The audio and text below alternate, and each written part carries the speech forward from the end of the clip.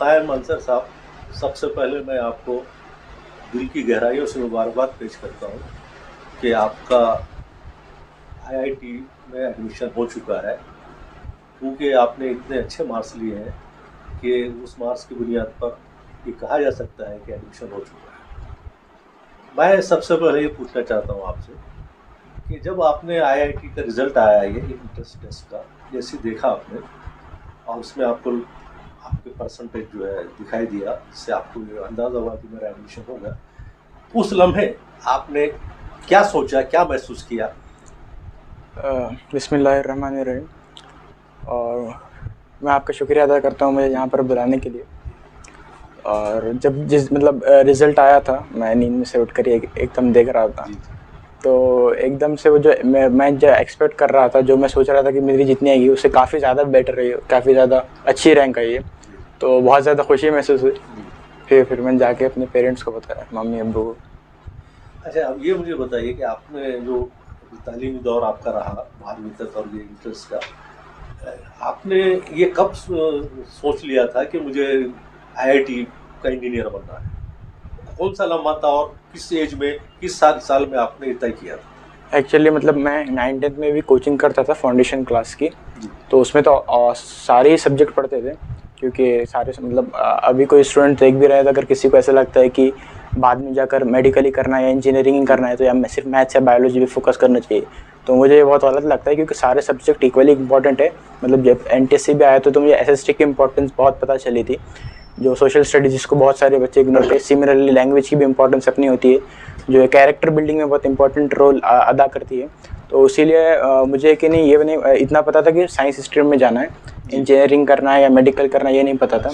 लेकिन जब 10th के बाद जब चूज़ करना था मुझे दोनों में से एक, या फिर दोनों भी कर सकता था, तो मुझे जो बायोलॉजी में एक जनरल एक वो होता है कि याद करने वाला पार्ट ज़्यादा होता है, तो उसमें वो मुझसे मुझे नहीं करना था एक तरह से, तो मेरे पास ऑप्शन दूसरा बचा ही, इंजीनियरिंग बचा। तो एक तरह से ये भी कह सकते हैं कि आप इंजीनियरिंग में आप पता करते हो कि आपको आगे जाकर क्या करना है। तो इसीलिए भी जो बच्चों को नहीं पता है कि इतनी छोटी उम्र में, तो मुझे नहीं लगता कि किसी को अच्छे से समझ होती होगी कि अनलेस कि उसे मेडिकली करना है, वरना फिर अगर उसे पता करना है कि उसे क्या करना है आगे लाइफ में, जनरली इंजीनियरिंग चूज़ करता है। तो इसीलिए मैंने वही की। आपके नज़दीक ये था कि भाई बायोलॉजी ग्रुप से अगर जाते तो मेडिकल में जाते, वहाँ ज़्यादा दिमाग का काम नहीं है, ऐसा नहीं करना है, याद करना है, मेहनत करना है। अरे यहाँ तो ज़्यादा जो है दिमाग काम करता है, तो ये तो हार्ड, यानी ये काम सब नहीं कर सकते। आपने इसको चॉइस किया, बड़ी अच्छी बात है ये। दूसरा है कि आप नांदेड़ में मैट्रिक किए, 12th किए, उसके बाद आप राजस्थान कोटा चले गए। जी। कोटा कब गए आप? कोटा जो मेरी 11th थी वो 2020 में स्टार्ट हुई, 2020 में। तो 2020 में तो पूरा लॉकडाउन था, तो 2021 के फरवरी में मैं एनटीएससी स्टेज 2 दिया। फिर उसके बाद 16 फरवरी के आसपास हम कोटा गए, फिर वहाँ 3 महीने रहे, फिर उसके बाद लॉकडाउन हो गया वापस से, फिर वापस से नांदेड़ आ गए। फिर नांदेड़ में फिर से कि नहीं, अगस्त के लास्ट में, सितंबर के स्टार्टिंग में हम उधर वापस कोटा गए। साल कौन सा था? 2021 ही। फिर उसके बाद वापस हम जनवरी में आए 2022 के। अच्छा, तो ऑलमोस्ट 8 महीने। कोटा में कौन सी कोचिंग क्लासेस? रेजोनेंस। अच्छा, कितने पीरियड आपने कोचिंग ली?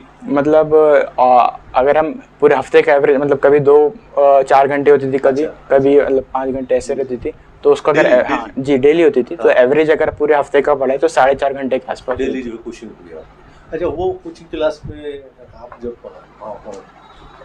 तालीम हासिल कर रहे थे, तो आपके साथ कितने बच्चे थे टोटल एक क्लास में? कुछ 150 थे, 150 बच्चों में की क्लास होती थी जी। अच्छा, आपके साथ के कुछ लोग बच्चे आपको तला है कि उनका भी लगाया है? हाँ जी, अभी बहुत है। वो तो एग्जैक्ट वो नहीं है मुझे, अंदाज़ा तो नहीं है, लेकिन मेरे जो दोस्त थे उसमें से कई सारे लगे। अच्छा, वो इसके अलावा भी अब ये तो आप महाराष्ट्र के रहने वाले हैं, आप एक अदर स्टेट में चले गए, राजस्थान में, तो वहाँ का कल्चर अलग है, जबान हिंदी तो है, वो हम यहाँ पर भी हिंदी बोलते हैं। तो इसके अलावा आपको वहाँ का वो एरिया, उस इलाके का कल्चर कैसा लगा, और आपको उससे क्या मदद मिली आपकी स्टडी के? अच्छा, तो जो जिस तरह के भी पहले तो यही कि अगर हम बेसिक अगर कोई चीज़ें देखें तो यही कि खाना कैसा रहता है वो तो मतलब मम्मी मेरे साथ गए थे। अच्छा, और वहाँ पर हम किराए से मतलब रहे थे। जी, तो अरे मम्मी वाह, साथ में थे ही पूरे। सेक्रीफाइस तुम्हारे मम्मी का बहुत जी ज्यादा है। जी और अबू भी, वालिद से ज्यादा हमको ही दिख रहा है मुझे और sacrifice। अबू भी आते थे, मतलब स्कूल में थे तो यहीं स्कूल था तो कभी कभी आ जाते थे वहाँ पर छुट्टी लेकर। तो सुबह में रोज़ 6 बजे उठकर खाना पकाना वो तो मम्मी रहते थे। फिर आए बाद मतलब जो भी पूरा वो रहता था कि पूरा सपोर्ट करना। मैं एक तरह से करता था, मैं सिर्फ एक जगह बैठकर पढ़ाई करता था और कुछ नहीं करता था, सही बोले तो। बाकी ये लोग मम्मी ही करता, मम्मी और मेरा छोटा भाई था अच्छा वो। भी थे जी क्या? वहाँ। अच्छा, तो ये तो बड़ी अच्छी बात है और वहाँ कि- पर जो लोग भी थे, मतलब मेरे मम्मी इंटरैक्टिव है, हाँ, कई लोगों से मतलब अच्छा। बातें करती हैं तो गुड। मतलब एक सही इन्वायरमेंट भी मिला। और अपने जो वैल्यूज़ है वो भी दूसरों तक पहुँचाते थे वो। अच्छा, अब आपका कौन से कॉलेज में इंडिया में जो रिपोर्ट मिलती है हमको 23 कॉलेजेस आए हैं, जी तो उसमें कौन से कॉलेज में आपका लेने की ख्वाहिश है? अभी तो मतलब टॉप 7 IITs में से मेरे प्रेफरेंस पर है, लेकिन IIT बॉम्बे, दिल्ली या मद्रास, ये तीनों में से। तीनों में से कोई एक आप चॉइस करो। जी अच्छा, अब ये आप एडमिशन हो जाएंगे आपका, उसके जी। बाद अब यहाँ रहते हुए आप आगे का क्या है आपकी प्लानिंग? तो ये वही तो आप पास हो जाएंगे इंशाल्लाह, अल्लाह कर देगा। अब इसके बाद और क्या है? आप ये कोर्स करने के बाद में और क्या करना चाहते हैं? सर्विस तो सभी लोग करते हैं, लेकिन आपका कोई अलग से कोई और एक मतलब फाइनल अगर हम गोल देखे, विजन देखे, तो वो है कि मतलब सोसाइटी के अंदर हम हेल्प करना। क्योंकि एक वो भी हुकूकुल इबाद और हुकूकुल अल्लाह, तो उसके अंदर हुकूकुल इबाद की कितनी ज़्यादा इंपॉर्टेंस है एक तरह से हम देखें तो, कि सोसाइटी में अगर तुम ज़्यादा हेल्प करोगे तो उस बहुत ज़्यादा इंपॉर्टेंस है। तो वही मेन गोल है कि किस तरह हम सोसाइटी की सबसे ज़्यादा हेल्प कर पाएँ और इंडिया को एक बेटर लेवल पर लेकर जा सकें। अब उसके अंदर उसको उस मतलब चीज़ को करने के लिए जो मतलब चीज़ रिक्वायर्ड होगी वो सब करेंगे। इंडिया में सर्विस करने के इरादा है आपका? फायर ऐसे जॉब करना है ये तो मतलब कोई ऐसा वो नहीं है कि कुछ या तो खुद का मतलब कंपनी में खोल सकते हैं या फिर रिसर्च भी कर सकते हैं। मतलब बहुत सारे अपॉर्चुनिटीज होते हैं, वो अपने इंटरेस्ट, अभी तो मुझे पता नहीं मेरा किस में इंटरेस्ट है, तो इंटरेस्ट के हिसाब से बाद में देखेंगे।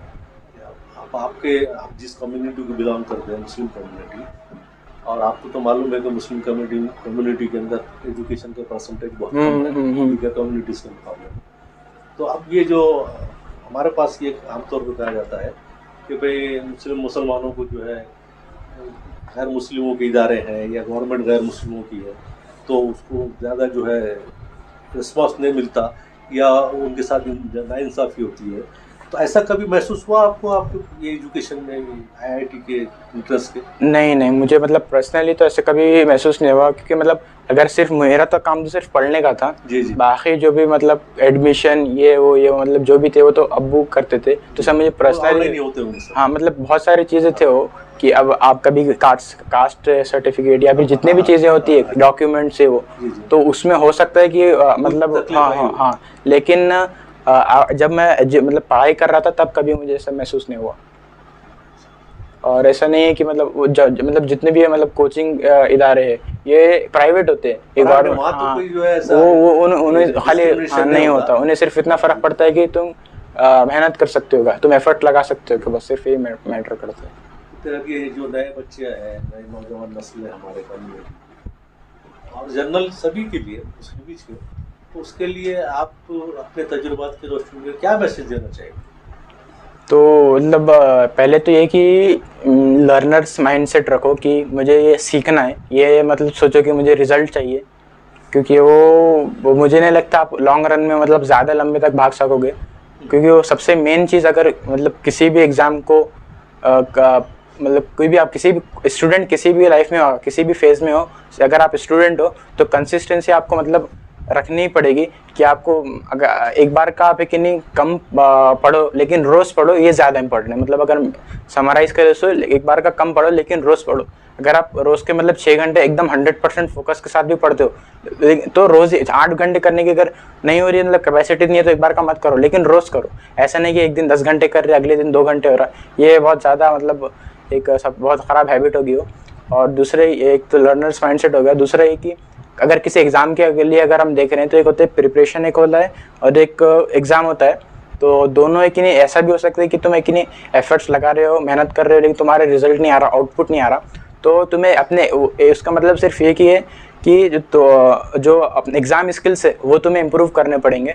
बहुत सारी चीज़ें होती है ऐसा, मतलब एग्जाम स्किल में हाँ मिसाल के तौर ठीक पर है बता दो। जी। तो एग्जाम स्किल्स में अगर हम सबसे पहले देखें तो एक होता है कि एक तो तुमने पढ़ लिया, दूसरा है कि पहला तुम क्यों कि नहीं तुमने कितनी बार रिवाइज किया है कि तुमको एग्जाम में हुए कि नहीं क्वेश्चन सॉल्व हो सके या वो कॉन्सेप्ट तुमको है कि नहीं क्लिक कर सके। दूसरा ये कि तुम प्रेशर कितने हैंडल कर सकते हो एग्जाम में, है कि नहीं ये बिल्कुल भी नहीं मैटर करेगा कि तुमको क्वेश्चन सॉल्व करने आता है या कितना हार्ड क्वेश्चन तुमने किया है। ये मैटर करता है कि तुम कितने कम टाइम में कितने ज़्यादा क्वेश्चन कर सकते हो। और फिर एक होता है एक्यूरेसी की, मतलब जो तुम कर रहे हो सही कर रहे हो क्या। फिर कैलकुलेशन मिस्टेक, मतलब प्रेशर में क्या होता है बहुत सारे कि नहीं कैलकुलेशन मिस्टेक्स हो जाते हैं। मेरे खुद मतलब एक तरह से कह सकते हो अगर हम कैलकुलेशन मिस्टेक या फिर सिली मिस्टेक या फिर ये जो प्रेशर रहता है इसकी वजह से अगर हम वो छोड़ दें, मतलब उसके मार्क्स अगर बढ़ाएंगे कि अगर ऐसा बिल्कुल एलिमिनेट ही कर दिए कि ऐसा नहीं हुआ अगर, तो मेरे ऑलमोस्ट 50 मार्क्स बढ़ते थे जब मैं मॉक टेस्ट देता था। तो एक मतलब एग्जाम के 3 दिन पहले दिया तो भी सेम हाल था, लेकिन फिर मैंने स्ट्रैटेजी थोड़ी एकदम से थोड़ी चेंज की। और मतलब ऐसे मैंने 4 एक ही प्लान्स बनाए थे दिमाग में कि ये सब्जेक्ट अगर हार्ड आया तो कैसे करना है, अगर ऐसा है तो कैसे करना। तो उसके हिसाब से मैंने मतलब एग्ज़ाम में दिया और वो बहुत मिनिमाइज हो गया था, मतलब मेरा नेगेटिव मार्किंग देखा तो सिर्फ -10 हो गया। बहुत अच्छा। अच्छा, रोजाना कितने घंटे पढ़ते थे और टाइम क्या थे पढ़ने के, या कोई पर्टिकुलर पीरियड था या आप अपनी जो है सहूलत से पढ़ते थे? पहले तो 1 घंटे का मतलब जो एक आप जैसा बोले कितने घंटे पढ़ते थे, तो एक तो है कि मेरा एक कभी मतलब स्पेसिफिक ऐसा फिक्स्ड नहीं था, मतलब ऐसा अप एंड डाउन्स आते रहते हैं आपकी जर्नी में, बहुत सारे फेसेस रहते। तो ज़रूरी नहीं है कि आप मतलब पूरा 100% पढ़ सको या फिर 6 घंटे 8 घंटे मतलब पढ़ सको। तो एक तो ये है कि ज़रूरी नहीं है कि तुम आप है कि नहीं बहुत अच्छे से 100% आपका दिन अच्छा जाए। तो पहले तो ये एक समझ लो। फिर दूसरा है कि नंबर ऑफ़ आवर्स कितने घंटे पढ़ सके, इसको है कि नहीं आप एक पैमाना मत बनाइए, पैरामीटर मत बनाइए। उसके है कि नहीं आप कितने फोकस के साथ पढ़ सक रहे हो, आप कितना होमवर्क कर सक रहे हो, आप अपने जो लेक्चर जो है वो कितना रिवाइज कर सक रहे हो, और 100% फोकस के साथ अगर कर सक रहे हो उसको ज़्यादा मैटर कर लीजिए, मतलब दीजिए। हाँ, जितना अगर आप इनपुट दे रहे हो उसका अगर आउटपुट मिल रहा है उस पर ज़्यादा फोकस कीजिए। तो घंटों से तो मुझे नहीं लगता पैरामीटर जज कर सकते हम। और दूसरी बात एक शेड्यूल, मतलब शेड्यूल भी मेरा फिक्स नहीं रहता था कि कब क्या पढ़ना है, लेकिन फिर इतना ऐसा रहता था कि जो ऐसा मान लीजिए क्लासेस हो गए, क्लासेस के 1-1.5 घंटा में फ्री टाइम रहता था, फिर उसके बाद जो क्लास में पढ़ाए वो रिवाइज करता था, फिर होमवर्क, फिर थोड़ा फ्री टाइम, फिर होमवर्क, फिर थोड़ा फ्री टाइम, फिर अगले टेस्ट में क्या आ रहा वो। अब इसके अंदर ऐसा हो सकता है कि सब्जेक्ट तुम कुछ भी पढ़ सकते हो, या फिर ये जो है कि मैंने जैसे बोला पहले क्लास नोट फिर होमवर्क, इसको भी आगे पीछे कर सकते हो। ये पूरा मतलब एक तरह से माइंड पे या मूड पर डिपेंड करता था। अरे ये सब स्टडी आप जो नमाजें पढ़ते हुए इबादत करते हुए करते थे? जी जी, पूरे 5 वक्त की नमाजें भी? जी जी, कभी अगर नहीं होती होंगी, लेकिन नमाजों का एहतमाम किया आपने जी, और पूरे मजहबी जो है अपनी इबादतों के साथ जी। एक मतलब ये भी है कि जो जैसा अब्बू ने बोले कि फाउंडेशन है कि नहीं बचपन से मतलब माइंडसेट बना के मेन ये है कि माइंडसेट होना चाहिए कि पढ़ाई करना चाहिए, मतलब बाकी जो खेल कूद है, स्पोर्ट्स या जो भी आप करते हो उसमें बैलेंस होना चाहिए। आप एकदम ऐसे नहीं कि ज़बरदस्ती पढ़ रहे, खुद से अपना मन लगा के पढ़ना चाहिए। तो ये सब जो बच्चे में अगर आपको पहले से डेवलप करना है, अगर हम आइडियली देखा जाए तो ये हर बच्चे के अंदर जो अपने स्कूल में पढ़ रहा है वो खुद ब खुद डेवलप हो जाएगा। अगर हम सही तरह आइडियली अगर एकदम आइडियल बात करें तो अगर वो सिर्फ स्कूल में पढ़ता है तो। लेकिन हाँ, ये मतलब ऐसा नहीं है कि जो फ्रिक्शन, जैसे हम बोलते फ्रिक्शन पढ़ते म्यू इक्वल टू 0 मानते, वो हर बार नहीं होता। तो ऐसा है कि रफ तो रहेगा ही कुछ ना कुछ, तो आपको खुद से कि नहीं करना पड़ेगा कुछ। इसलिए आप है कि नहीं स्टेट बोर्ड के एक होता है स्टेट बोर्ड, फिर उसका एक होता है सेंट्रल बोर्ड का एक जो होता है NCERT, आप उस बुक को फॉलो करिए। वो इस तरह की बुक है कि आप सिर्फ खुद से पढ़ेंगे तो भी वो है कि नहीं आपको समझ में आ जाएगा। जब मैं 7th में कोचिंग नहीं करता था तो मैं खुद से NCERT पढ़ता था और वो ये समझ में आ जाती थी। तो वो सबसे बेस्ट है कि मतलब आप सबसे पहले NCERT भी पढ़ना चालू करें, और वो जो क्वालिटी से एक जो स्टूडेंट में होना चाहिए वो डेवलप करने की कोशिश करें। फिर अगर आपको और टाइम मिलता है तो आप कोचिंग भी लगा सकते हैं 9-10 भी। और फिर आजकल तो ऑनलाइन भी बहुत सारा मटेरियल अवेलेबल है, मतलब अगर आप यूट्यूब पे जाएंगे और किसी एग्जाम जैसे NTSC IAS हो, इनका जो स्टेज 1 होता है ये तो आप मुझे लगता है कि यूट्यूब पर से करने से और आपके एफर्ट से हो जाएगा। फिर अगर स्टेज 2 की मतलब जो भी एग्ज़ाम का स्टेज 2 होता है, अगर आप जहीं से पढ़े मतलब यूट्यूब पर कि नहीं बहुत सारे मतलब फ्री में आपको पढ़ा देंगे। फिर बाद में उनका जो पेड होता है कि जो स्टेज 2 की जो तैयारी करवाते हैं, आप बस उनको फॉर्म फिल कर दो, आपको एज ए स्टूडेंट एक्सेप्ट कर लेंगे और आपको फ्री में पढ़ा देंगे। तो ये एक भी आजकल मतलब बहुत सही हो गया है। तो ये फाउंडेशन में कि नहीं आप ये ज़्यादा फोकस करें कि वो क्वालिटीज आप मतलब अपने अंदर इनहेरिट करें, डेवलप करें। और एक तरह से एक हम जेई की अगर बात करें, चल जेई या नीट, मुझे मतलब गुफ्तगू में मुझे ये महसूस हो गया मैं कि नीट को थोड़ा डिसरिस्पेक्ट कर रहे। ऐसा नहीं है कि सबसे पहले तो मेरी यही कि नीट के स्टूडेंट्स को अपने 11th-12th में ही ये मतलब डिसाइड कर लेना पड़ता कि उनको है कि नहीं मेडिकल में जाना है। तो और वो मेडिकल है कि थोड़ी सी कि नहीं कह सकते हैं कि मतलब जनरली नीट के बाद MBBS या फिर वो ग्रेजुएशन के जो भी होते हैं वो थोड़े स्पेसिफिक मतलब महदूद होते हैं। तो उन्हें बहुत छोटी उम्र में पहले तो ये डिसाइड करना पड़ता है। और दूसरा वो कंपटीशन बहुत ज़्यादा होता है, तो ऐसा नहीं कि हम पहले तो कंपेयर नहीं कर सकते IIT या नीट को। तो इसीलिए हाँ, मैं ये बोलना चाह रहा था कि ये जो जेई की जो 2.5 साल की मतलब 2.5 या किसी के लिए 3 या किसी के लिए 4, ये पूरी जर्नी है, इसको मतलब मैं आधे घंटे या 45 मिनट के मतलब कन्वर्सेशन में इसको मतलब मैं समराइज़ नहीं कर सकता। ये अपने आप में एक एक्सपीरियंस है। जैसा एक बोलते हैं कि enjoy the process, love the process, ये सबसे इम्पोर्टेंट है, ये इसको एक जहन में रखिए। तो इसलिए कि नहीं कई बार ऐसा होगा जो है कि नहीं बच्चे कि नहीं अफोर्ड नहीं कर सकेंगे, मतलब कोचिंग्स जो भी रहती इकोनॉमिकल कंडीशंस उतने स्ट्रांग नहीं रहते थे। इसका मतलब ये कि नहीं आप कुछ मतलब आगे नहीं बढ़ सकते। आजकल मार्केट में कि नहीं मतलब कई सारे कम ऑनलाइन कोर्सेज हो गए, वो आप ले सकते हैं। लेकिन उसमें ये होता है कि आपको अगर गाइडेंस की कभी भी गाइडेंस की अगर कभी आपको ज़रूरत हो, या फिर अगर ऐसा हुआ कि आपकी 11th ख़राब है या कोई बैकलॉग हो गया या कोई चैप्टर साथ में चले गए या फिर किसी भी रीज़न की वजह से, तो आप है कि नहीं अगर आपको गाइडेंस चाहिए, या तो पेड प्रोग्राम होते हैं कि आप खरीद ले सकते हैं, या फिर यूट्यूब पर एक चैनल है JEE सिंप्लीफाइड, आप इसको फॉलो करिए। मुझे पर्सनली बहुत ज़्यादा वो है कि नहीं इम्पोर्टेंट लगा था, क्योंकि वो है कि नहीं एकदम लॉजिकली बात करता है और उनकी जो बोलते हैं वो एकदम इफेक्टिव होते हैं। अगर आप उसको मतलब करोगे तो आपको मतलब रिजल्ट दिखेंगे।